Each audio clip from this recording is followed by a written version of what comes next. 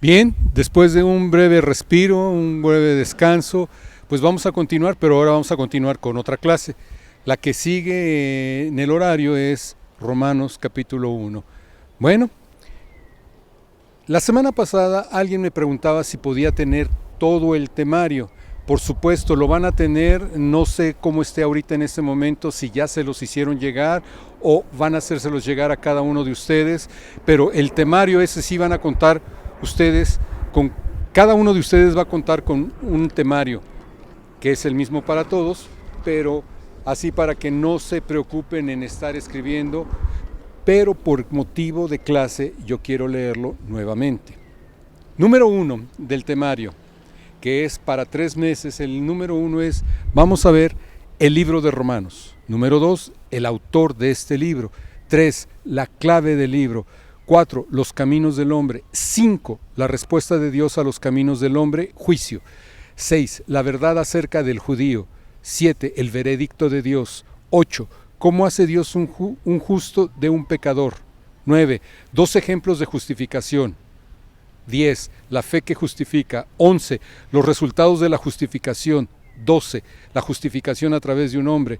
13, el reino de gracia. No necesariamente tenemos que hacerlos coincidir con los capítulos del libro de los Romanos. Por ejemplo, el libro de los Romanos, pues, es el libro de los Romanos y hasta ahí llegamos. No, pero vamos a hablar un poquito del libro de los Romanos ahorita, de su autor, la clave del libro. Pero quiero iniciar con lo que estábamos viendo la semana pasada, cuando iniciamos en el versículo 1 del capítulo 1 de los Romanos. ¿Qué dice? Déjenme acudir a mi Biblia. Bueno, es prestada esta Biblia, pero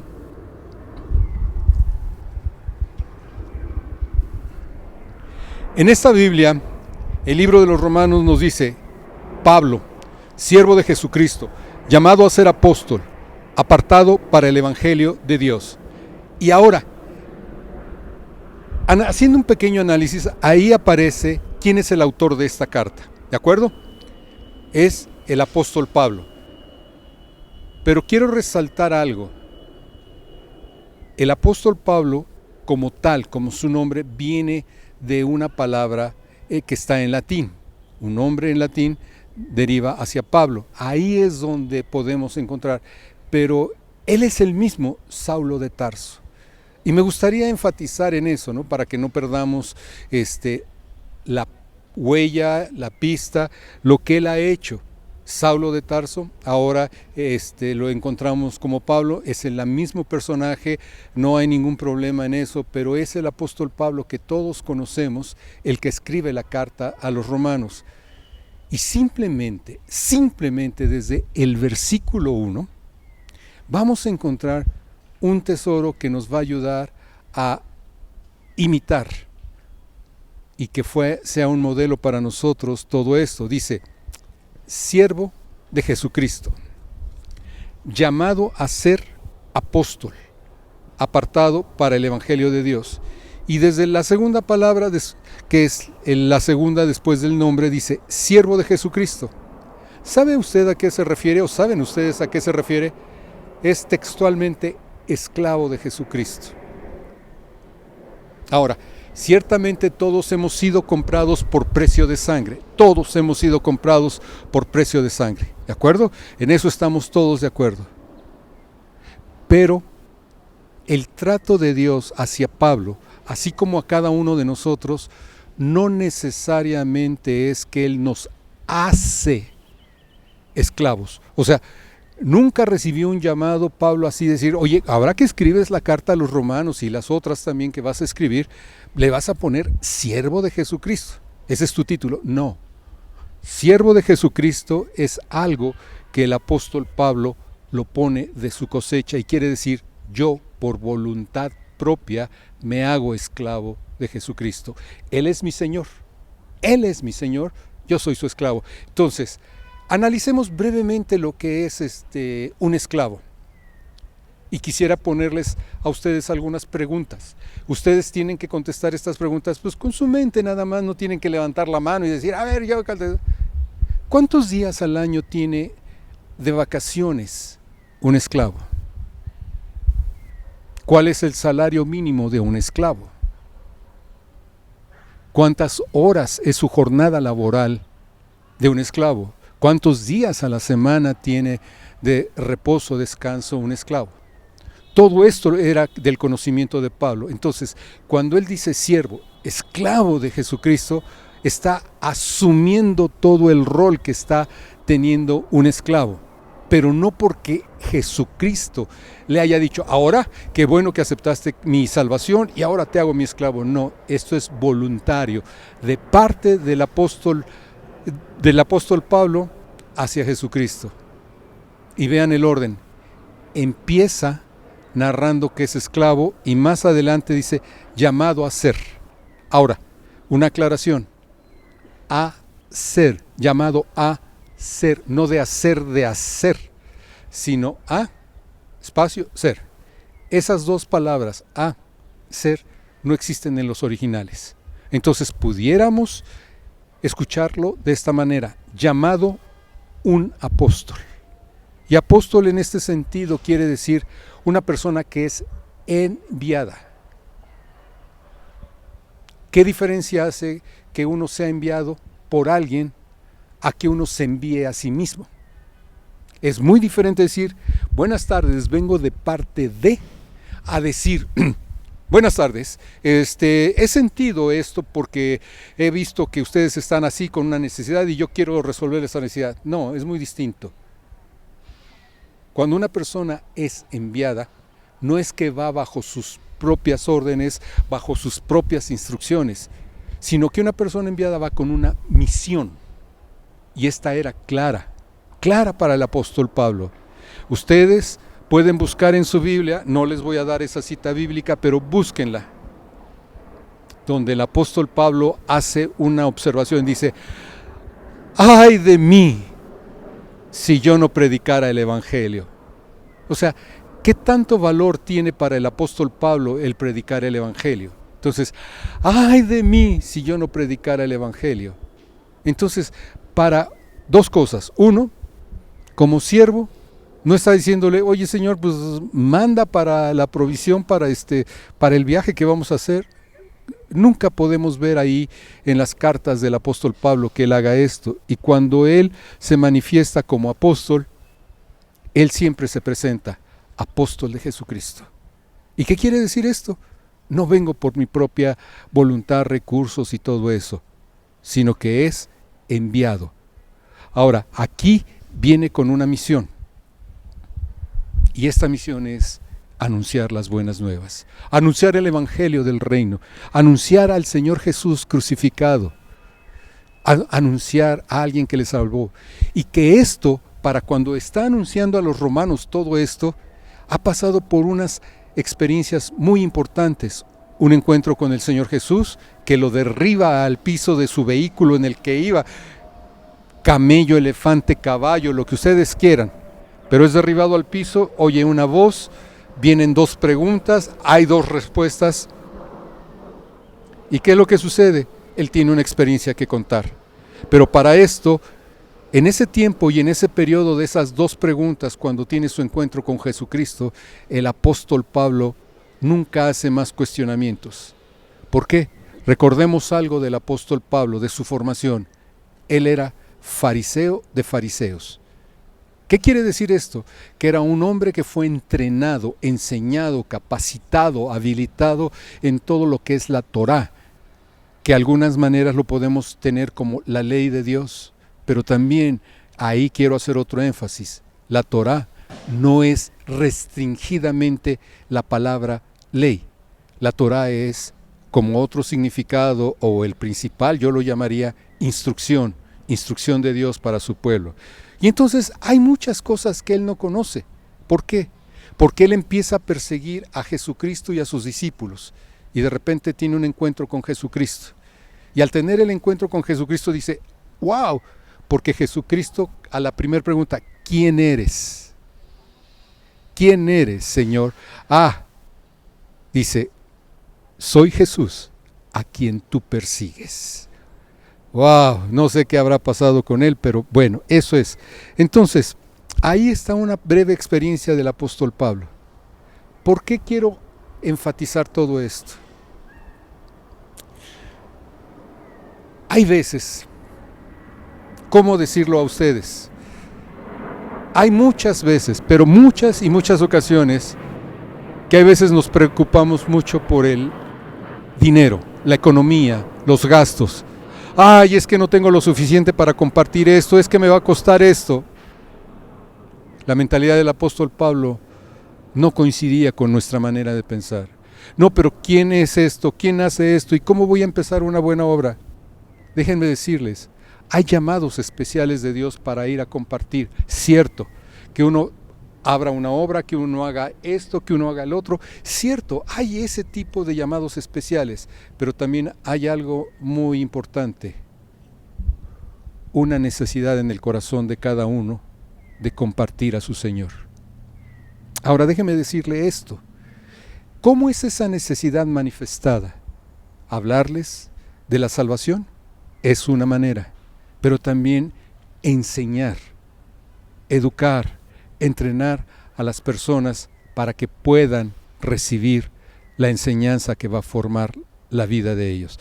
Y ahí, en la parte que está más abajo, dice, versículo 7, y a todos los que estáis en Roma, amados de Dios, llamados a ser santos, gracia y paz a vosotros, de Dios nuestro Padre y del Señor Jesucristo.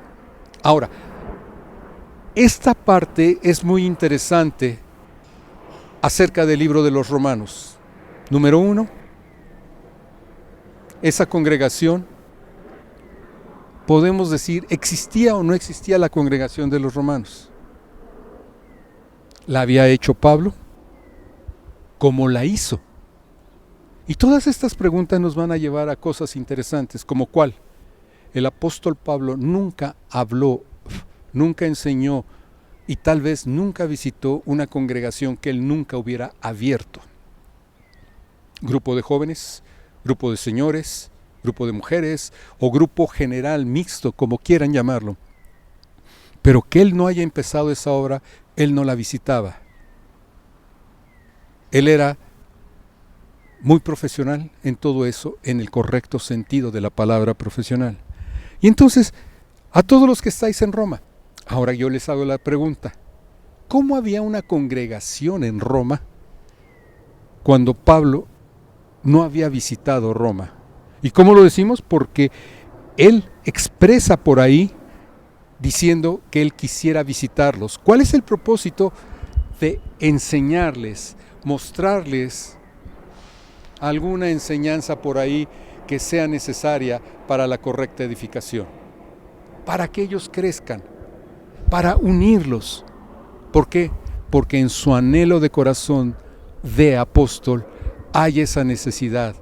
Y esa necesidad tiene que ser cubierta porque, ay de mí si no predicara. Pero ahora, aquí no estamos viendo que es un llamado muy drástico, así que es esto, y si no soy eso, no soy nada. No. Hay 5 dones del ministerio. Podemos ver, hay personas que pueden hacer, pero hay una necesidad de compartir las buenas nuevas con todos. No lo podremos hacer como un evangelista. No lo haremos como lo hace un apóstol. Tal vez no enseñaremos como lo hace un maestro. Pero aquí viene la parte interesante que les dejé como una pregunta. ¿Qué pasa? ¿Qué pasa en el momento en que no es su congregación, no la ha visitado? ¿Cómo fue formada esa congregación?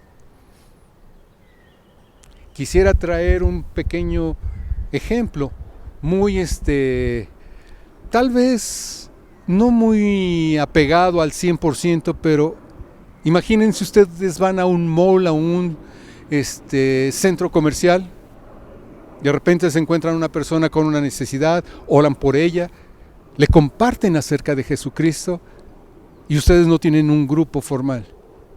Y de repente saben que esa persona viene de visita a la ciudad. Y ustedes dicen, ¿de dónde viene? De tal lugar yo vengo. Perfecto. Pero para esto usted ya conoce a 3 o 4 personas con las cuales ha compartido, con las cuales usted ha hablado acerca del Señor Jesús? Y le dice, oiga, ¿por qué no se comunica con esta persona? Y más o menos así, en aquel tiempo no había videoconferencias, no había manera de grabar mensajes, no había muchas cosas, tenía que ser por carta como lo hace el apóstol Pablo y como presenta por carta todas las enseñanzas que él tenía en su corazón hacer. Y déjeme decirle que esta carta, o el libro de los Romanos, como también es conocido, es algo tremendo, la justicia de Dios. Y ahí es donde tenemos que ver varias cosas. Entonces, ya tenemos quién es el autor, el apóstol Pablo. Es sumamente conocido, tiene una manera de escribir muy tremenda, manifiesta en sus escritos un conocimiento acerca de la ley, las demandas de la ley. Y entonces, como leíamos la semana pasada, déjeme recordarle algunos puntos de los bosquejos que leíamos la semana pasada. Decía, el contexto del libro. El libro expone, y estamos hablando del libro de los Romanos, el libro expone la naturaleza básica, injusticia del hombre. Romanos 1:18, capítulo 3, versículo 20. Y en ese están las preguntas. ¿Es el hombre básicamente malo o bueno? ¿Puede alcanzar su propia justicia el hombre? ¿Puede la ley traer una justicia que salve? ¿Cuál es el pasado del hombre? Número 2. El libro expone la naturaleza básica, la justicia de Dios. Esa es la que expone básicamente. Y las preguntas que podemos tener al respecto: ¿puede un hombre injusto acercarse a un Dios justo? Y usted dirá, ay, pero ¿cómo? Yo estoy en un instituto bíblico y pues ya me sé todo eso. Pero déjeme decirle, cuando usted va a predicarle, a hablar con una persona acerca de Jesucristo, ¿sabe qué es lo que sucede? Bueno, luego lo escucho. Déjeme cambiar, y cuando yo sea bueno, pensando que él por sus propios logros va a ser bueno, entonces me acerco a un Dios bueno. O sea, yo me convierto en bueno para acercarme a un Dios bueno. ¿Sabe qué? No va a suceder eso nunca. Y Dios dice, así como estás, acércate, ven. Y eso es parte de lo que trata esto. Y hay veces cuando estamos ya en el reino de Dios, ya estamos en Cristo, se nos olvida esto. Y luchamos porque decimos, ay, es que las preocupaciones, es que yo no tengo esto, yo tengo el otro, y quisiera ser tan bueno que Dios me aceptara, y luchamos por hacer cosas cuando este libro nos enseña qué es lo que debemos de hacer. ¿Cómo se recibe esta justicia? ¿Por obras? Buenas preguntas son esas. ¿Es esta justicia un don o algo que se gana? Y la pregunta don aquí aplica en una manera. Don como un regalo, como una dádiva que se da a alguien, pero que no se merece. ¿Ese es el don? Ok. Bueno, entonces vamos a ver esto. ¿Es esta justicia un don o es algo que se gana? ¿Cómo es hecho justo un pecador? ¿Cómo? Y hay veces cuando nosotros nos arrancamos a predicar, muchas veces, a hablarle a la gente, hablamos esto y no aclaramos cómo es hecho justo un pecador. El valor, el costo de esa conversión, de esa salvación. Y el libro expone al hombre justificado. Y ahí hay una cita que es Romanos capítulo 5:1. Algo fantástico. El resultado del hombre justificado, tenemos paz para con Dios. Hay un hombre que él pertenecía a una de las 3 principales escuelas de psicología ahí por el tiempo de la Segunda Guerra Mundial. Él se atrevió a hablar, ¿sabe de qué? De Dios. De hecho, él no hablaba de psicoanálisis, de cosas de ese estilo, pero hablaba de que en alguna parte del cerebro, ahorita no recuerdo el nombre, pero en alguna parte hay una conciencia acerca de Dios. Dios la puso, la tenemos. El problema es cuando queremos acallar esa conciencia. Nos cuesta trabajo, nos duele, trae sufrimiento a uno. ¿Por qué? Porque hay dos formas. Una, podemos tratar de acallar esa conciencia, y la otra, ignorarla. Ignorar esa conciencia que nos dice, hay un Dios que te creó, hay un Dios que te está invitando a acercarse. El libro expone al hombre vencedor, los capítulos 6 al 8. ¿Vencedor en qué? Vencedor sobre el pecado. Pero no es porque el hombre luchó con sus recursos, con sus fuerzas y ganó, no, porque adquiere la batalla, la victoria del Señor Jesús y se apropia de ella. Y entonces el pecado ya no tiene más poder sobre el creyente.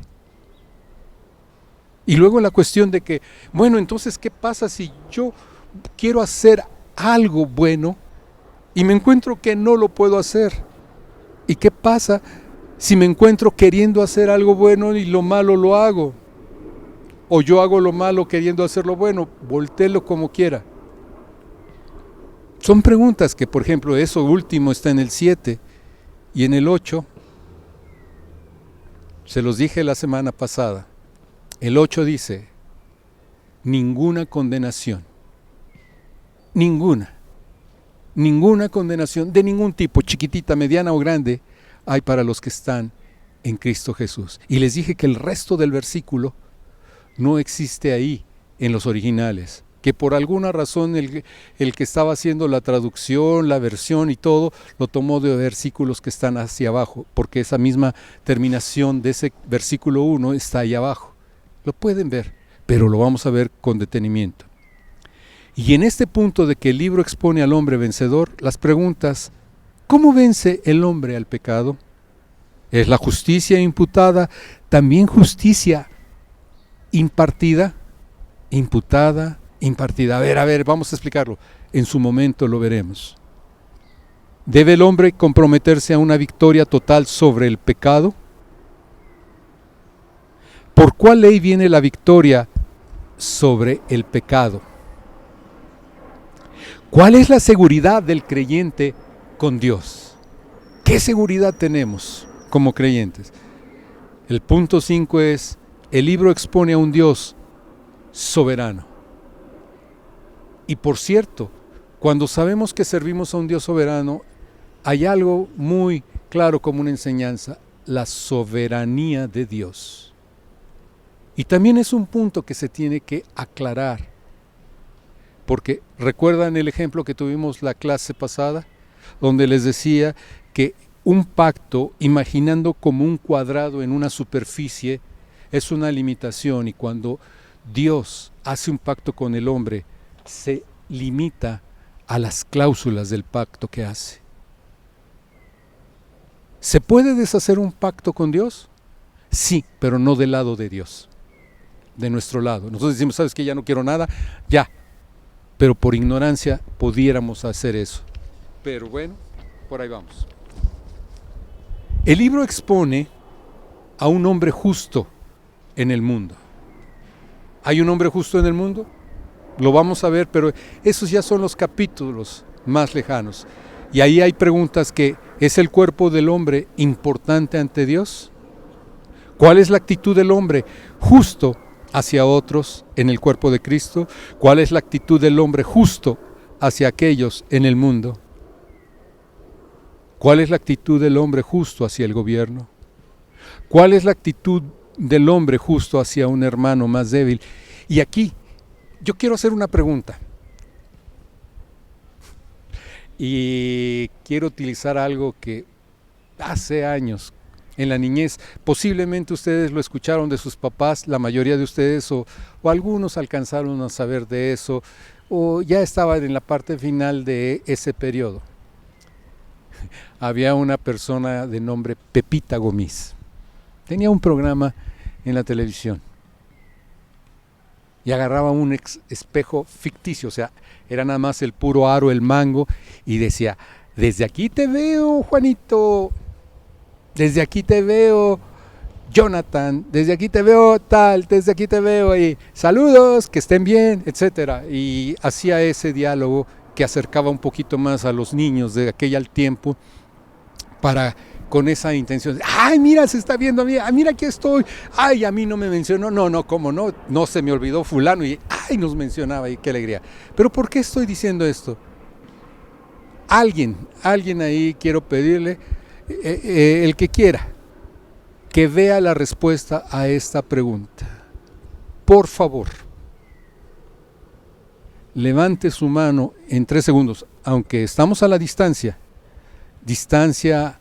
geográfica, distancia en tiempo, pero levante su mano y díganme cuántos son justos, o en el término femenino, justa. ¿Por qué hago la aclaración de justo y justa? Porque hace años, cuando se mencionaba todo en masculino, se sabía que se hablaba de género femenino y masculino. Pero ahora tengo que hacer una diferencia y todo esto, pero no se preocupe. La persona que, por favor, la próxima semana me diga cuántos levantaron la mano de que son justos, haremos la aclaración pertinente ahí y la observación a ese respecto, por qué estoy haciendo esa pregunta. Ok, puede bajar su mano todos los que la subieron o los que nada más la subieron, la levantaron. Y aquí viene como un resumen, un breve bosquejo del libro. ¿Es el pecado universal o incurable? La salvación del pecado, por justificación, por santificación, la soberanía de Dios, el servicio, el cristiano y Dios, el cristiano y el mundo, el cristiano y sus compañeros cristianos, el cristiano y sus enemigos, el cristiano y el Estado, el cristiano y los creyentes débiles. ¿Puede haber un creyente débil? Déjeme decirle que sí, pero no es débil por situaciones así raras, extrañas, de que, ay, mira, ese es un débil, no sabe. No, por favor. Sino porque es una persona que posiblemente está empezando y no conoce lo que todos ustedes conocen, que son ya masters, expertos en todo esto. Déjeme decirle que hay una tendencia siempre en nosotros a saber más, pero a este nivel. Creo que es mucho por la herencia de los griegos. El conocimiento. Entonces queremos conocer más de Dios a este nivel, de la cabeza, la parte cognitiva, la parte que necesitamos saber todo y decir un discurso y decir, es que el capítulo tal dice y quiere decir esto y que la teología sistemática y no sé qué más. ¿Pudiera un teólogo hablar de Dios, separar muchas cosas y no tener una relación personal con Él? Eso lo dejo ahí, tal vez lo quieran contestar la próxima semana, no es así necesariamente que lo preguntemos o algo.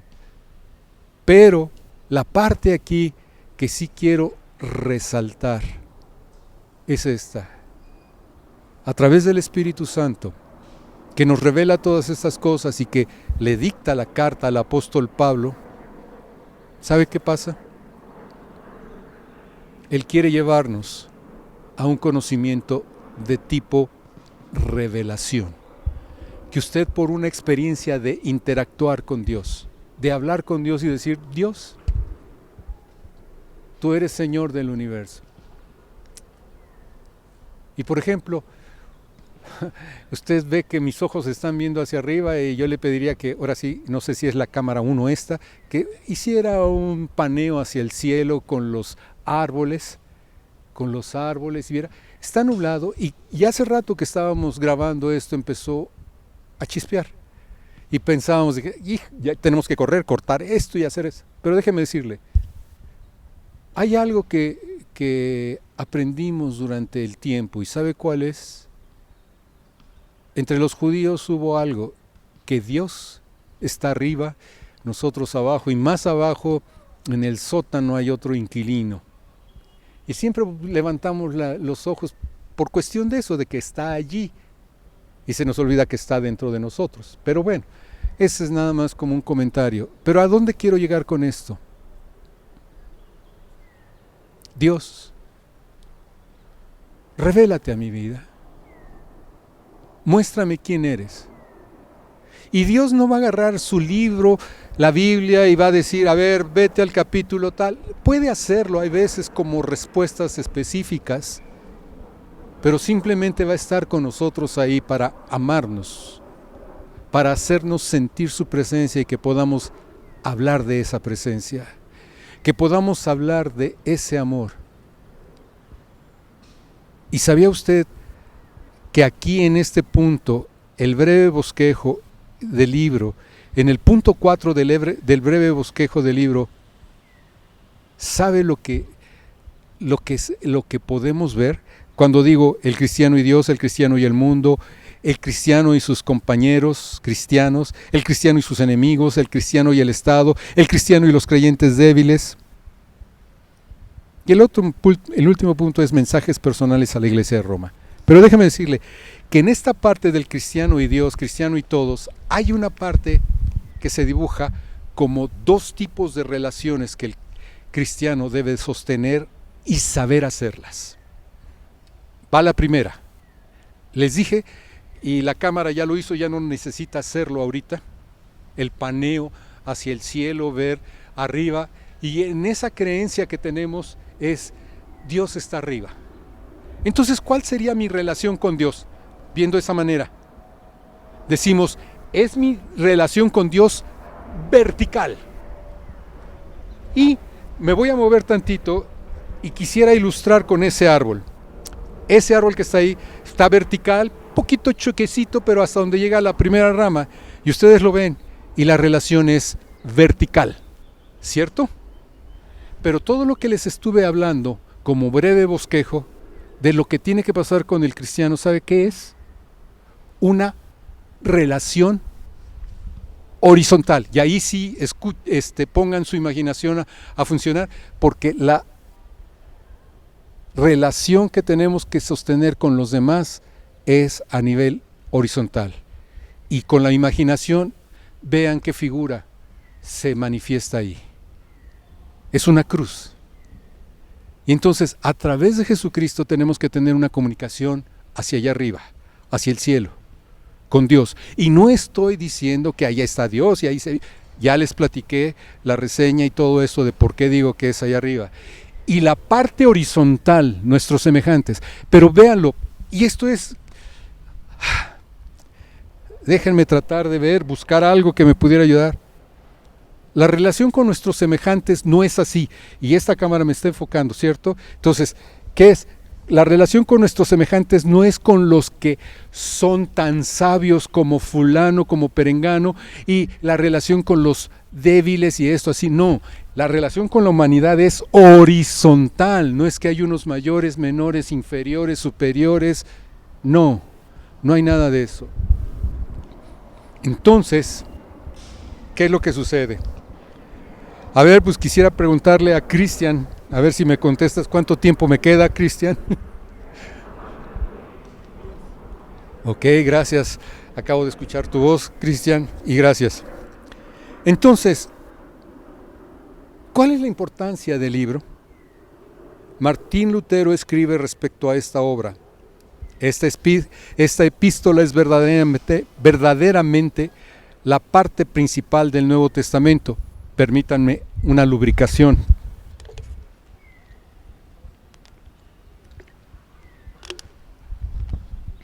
Leo nuevamente. Martín Lutero escribe respecto a esta obra. Esta epístola es verdaderamente la parte principal del Nuevo Testamento y el evangelio más puro, que merece que un cristiano la sepa, palabra por palabra. ¡Wow! Y trate con ella diariamente como pan cotidiano del alma. Porque no se puede leer o considerar demasiado o muy bien, y entre más se maneje, se hace más deleitosa y sabe mejor. Es por tal razón que ha sido llamada el corazón del Nuevo Testamento. Entonces, estamos viendo lo que es el libro de los Romanos, el autor, y la otra parte que estamos viendo también es algunos comentarios que son la clave del libro. Ahora, pudiéramos viajar hacia adelante en los capítulos, y para dejar así como una inquietud muy fuerte es una seguridad. Y esto quiero así, ya para empezar a terminar con el mensaje, con la clase de este día, que es 20 de julio.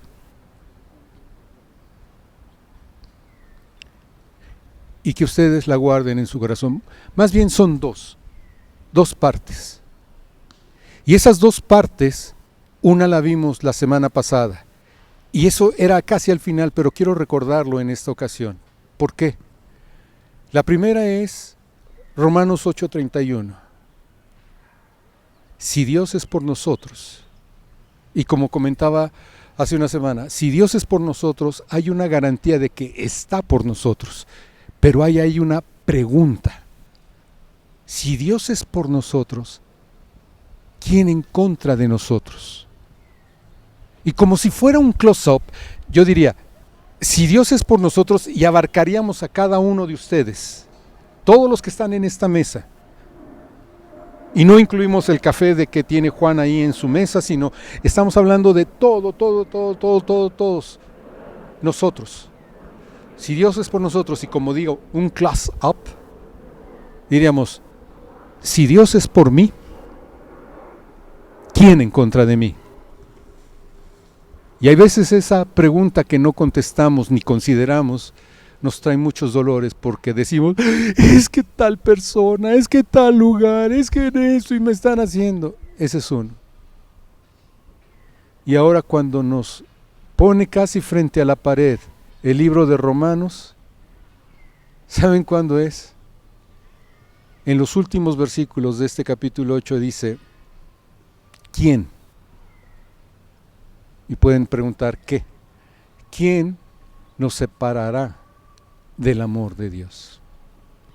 Y primero hace 6 menciones de quién como pregunta, y vamos a ver que nada nos separará del amor de Dios. Y ahí es donde probamos una cosa, que el amor de Dios hacia nosotros mañana no va a bajar en grado e intensidad. Que pasado mañana ya está de buenas y va a aumentar ese grado e intensidad de su amor. Siempre se mantiene estable su amor por nosotros. Es un amor de Padre que siempre va a estar por nosotros. Y tomando permiso de otro libro u otra carta del Evangelio, dice, estaré con vosotros, no te dejaré y no te desampararé. Entonces, hemos visto en esta mañana quién es el apóstol Pablo o Saulo de Tarso. Hemos visto también que este apóstol, Saulo de Tarso, se autonombra con un título de esclavo, pero no para quedar bien con las personas, sino como una conciencia plena de lo que significa ser un esclavo. Alguien que en su voluntad decide someterse a eso, a la esclavitud, y reconocer un señorío. Y ya no más, el otro va a decidir. Ahora, no estoy hablando de libre albedrío, no estoy tocando ese tema ni quiero tocarlo ahorita. Pero déjeme decirle que la Biblia va a encontrar que había esclavos que podían ser redimidos en su tiempo y dejar de ser esclavos. El Señor, su dueño, digamos, su amo, podía dejarlos libres. ¿Y saben qué? El esclavo tenía una oportunidad de decir, ¿sabe qué? Usted es tan bueno que no me veo fuera de aquí, no sé qué hacer. Y también podían decir, estoy bien aquí, quiero seguir siendo su esclavo. Y entonces había un procedimiento, un artículo que lo más cercano sería para nosotros un picayelo. Eso es lo que sería un picayelo. Usaban las personas para que llevaban al esclavo, lo ponían bajo un árbol, cercano a un árbol, ponían el óvulo de su oreja y ¡bum! Vamos, lo picaban, una cosa como la que están haciendo casi ahora, y esa persona identificaba a los demás que él era un esclavo por voluntad propia. Existe una historia muy parecida en estos tiempos. ¿Cuál es la historia parecida en estos tiempos? Bueno, fue en la Guerra Civil de los Estados Unidos, nuestros vecinos del norte. Esta guerra civil trajo algo tremendo. Había una cosa que estaba en medio de todo esto, era la esclavitud, tal vez, como un punto focal. Pero llega el momento en que es abolida la esclavitud. Y espero que esto nos permita reflexionar algo más. Salieron gente, porque les digo, salía gente que no tenía medios como los que tenemos ahorita, que a los 2 segundos ya tenemos toda la información, ¿no? Un Twitter. Y entonces, ¿qué pasó? Está la libertad. Y entonces, la gente iba a caballo, corriendo ahí con su caballo, llegaba a los cruces de los caminos, buscaba las haciendas, las grandes propiedades, y anunciaba, la esclavitud ha sido abolida. Y salían muchos negros a tratar de escuchar eso. Y se reunían varias personas de color. Varios esclavos salían ahí y decían, ¿qué está diciendo? Que ya eres libre. ¿Sí? ¿Y eso qué significa? Que puedes irte a cualquier lado, a donde quieras. Y entonces, si allá estaba su hacienda, su lugar donde trabajaban, volteaban y decían, veían aquel camino y decían, ¿a dónde iré? ¿A dónde iré? Y se regresaban a ser esclavos. Y uno diría, ¿pero por qué? Si costó muchas vidas. Sí, pero en un sentido, una vez el Señor Jesús, cuando se molestaron los que le oían, los discípulos, dijo, ¿ustedes también quieren irse? Pueden irse. La puerta está abierta, el que quiera. Y alguien le dijo, ¿a quién iremos? Si solo tú tienes palabras de vida eterna. ¿Se da cuenta? ¿Cómo podemos redondear esto? Pero ¿quién le va a separar del amor de Dios? Nadie lo va a hacer. Entonces, estemos atentos al desarrollo de la clase, porque hay una cantidad de información, conocimiento que tenemos que tener para tener un mayor desempeño y mejor desempeño en nuestra vida con el Señor. Que Dios les bendiga, que sean grandemente bendecidos, y nos estamos viendo primeramente Dios, con el favor de Dios, la próxima semana. Buen provecho ahorita en su receso, que Dios los bendiga. Gracias.